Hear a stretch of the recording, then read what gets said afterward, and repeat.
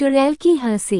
रूहानी आवाजें अक्सर सुनसान इलाकों में ही सुनाई देती है, लेकिन हमारे बीच में कुछ ऐसे भी इंसान रहते हैं जो किसी भी जगह पर बैठे बैठे भूतों की आवाज सुन सकते हैं। चुड़ैल की हंसी। चुड़ैल की हंसी एक ऐसी ही कहानी, भूत या चुड़ैल स्टोरी है। एक व्यक्ति विश्वनगर गांव में रहता था। पेशे से तो वह बढ़ई था, लेकिन गांव में झाड़ फूंक का काम करने के लिए भी लोग उसे बुलाया करते थे। लोगों का कहना था कि बढ़ई को भूत बला की अच्छी जानकारी थी। एक बार बढ़ई फर्नीचर बनाने के लिए लकड़ी लेने जंगल निकल जाता है।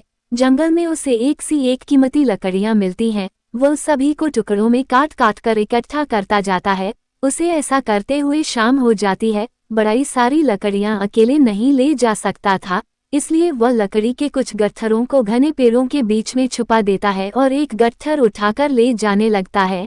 लेकिन तभी उसे किसी औरत के हंसने की आवाज सुनाई देती है। अचानक बढ़ई के सर से लकड़ी का गट्ठर गिर जाता है।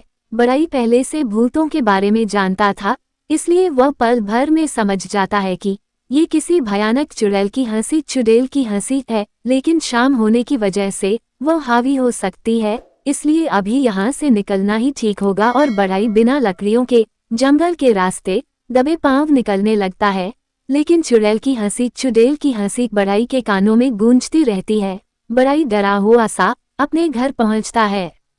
चुड़ैल की हंसी, चुड़ैल की हंसी सुनाई न दे, इसलिए बढ़ई अपने कानों को जोर से दबा रहा था। लेकिन चुड़ैल की हंसी, चुड़ैल की हंसी उसके दिमाग में बस चुकी थी। धीरे धीरे बढ़ई की चाल बदलने लगी। वो औरतों की तरह चलने लगा। चुड़ैल की हंसी, चुड़ैल की हंसी के प्रभाव ने उसे औरत बनने पर मजबूर कर दिया और कुछ ही दिनों के अंदर वह पूरी तरह से अपने आप को औरत मानने लगा। एक रात वह साड़ी पहनकर औरतों की तरह श्रृंगार करके कुल्हाड़ी लेकर सड़क पर पहुंच जाता है।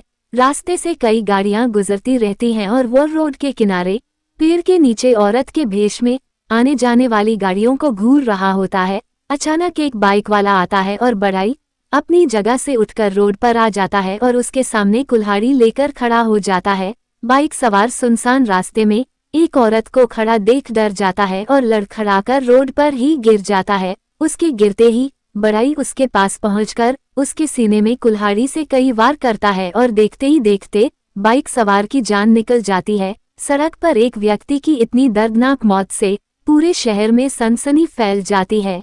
जिस जगह पर हत्या हुई थी उस जगह पर कोई सीसीटीवी कैमरा मौजूद नहीं था, जिससे कातिल का पता लगाना मुश्किल था। पुलिस एक एक करके सबूत ढूंढने में लगी थी। 3 दिन गुजरते ही रात को कुल्हाड़ी के वार से 2 व्यक्ति और सड़क पर मारे जाते हैं।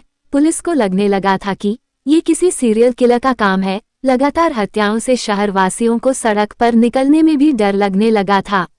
मामला बहुत पेचीदा होता जा रहा था। तभी पुलिस के हाथ एक सुराग लगता है। मरने वाले तीनों व्यक्ति एक दूसरे के रिश्तेदार निकलते हैं। पुलिस मरने वालों के परिवार से पूछताछ करती है। दरअसल पुलिस को शक होता है कि हो सकता है इनकी कोई खानदानी दुश्मनी है, जिसकी वजह से ये हत्याएं हो रही हैं।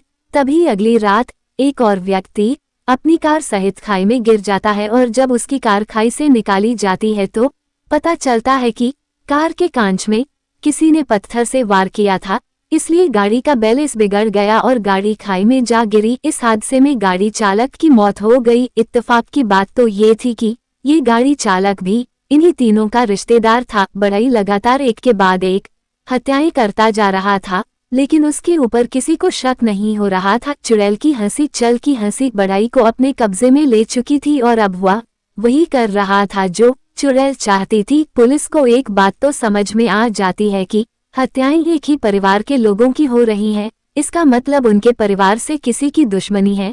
तभी इनका कोई दुश्मन लगातार इन्हीं के परिवार पर हमला कर रहा है।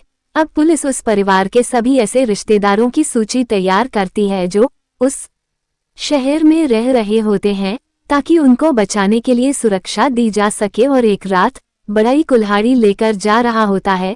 तभी एक व्यक्ति की नजर उस पर पड़ती है। इतनी रात सुनसान सड़क पर एक औरत को हथियार के साथ देखते ही उसे शक होता है और वह पुलिस को सूचना दे देता है। शहर में हत्यारे की तलाश चल रही होती है और इसी बीच पुलिस को एक संदिग्ध औरत की सूचना मिलती है। पुलिस तुरंत मौके पर पहुंच जाती है और बढ़ई को चारों तरफ से घेरकर गिरफ्तार कर लिया जाता है।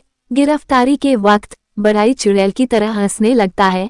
पुलिस को उस पर संदेह होता है क्योंकि यह एक औरत नहीं बल्कि आदमी है। बड़ाई को गाड़ी में बैठाकर थाने ले जाया जाता है, लेकिन वह बहुत उग्र हो चुका था और ताकत से सभी पुलिस वालों को धक्का दे रहा था। 10-10 पुलिस वाले उसे काबू में करने में लगे हुए थे। बड़ाई को हथकड़ी लगाकर बांध दिया जाता है और जब उससे पुलिस पूछताछ करती है तो वह अजीब से जवाब देता है। वह शक्ल से आदमी था, लेकिन वह अपने जवाब एक औरत की तरह दे रहा होता है। पुलिस ऑफिसर को लगता है कि शायद यह पागल है, इसलिए वह मानसिक रोग विशेषज्ञ को बुलाते हैं ताकि उसके बारे में पता लगाया जा सके। मनोचिकित्सक आते ही बता देता है कि यह पागल नहीं बल्कि अपने अंदर किसी औरत को बैठा चुका है और अब यह एक अलग ही दुनिया की बातों को सोचकर हत्याएं कर रहा है।